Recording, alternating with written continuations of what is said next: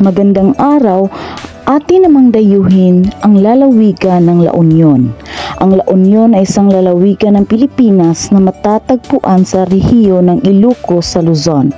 Ang kabisera nito ay ang lungsod ng San Fernando. Pinalilibutan ito ng Ilocos Sur sa hilaga, Benguet sa silangan at Pangasinan sa timog. 93% ng populasyon ng La Union ay mga Ilocano at mga Roman Katoliko. Mayroong mga maliliit na komunidad na mga Pangasinense sa timog, mga Igorot naman sa ibaba ng La Union at mga Inchik naman sa syudad.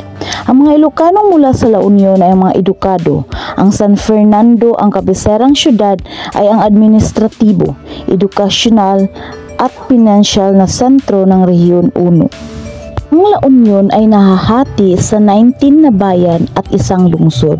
Lungsod ng San Fernando, mga munisipalidad, Aguo, Aringay, Bacnutan, Bagulin, Balawan, Bangar, Bawang, Burgos, Caba, Luna, Nagilian, Pugo, Rosario, San Gabriel, San Juan, Santo Tomas, Santol, Sudipin at Tubao.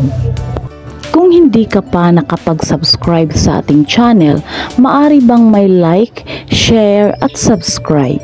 Hanggang sa muli, maraming salamat po. Paalam!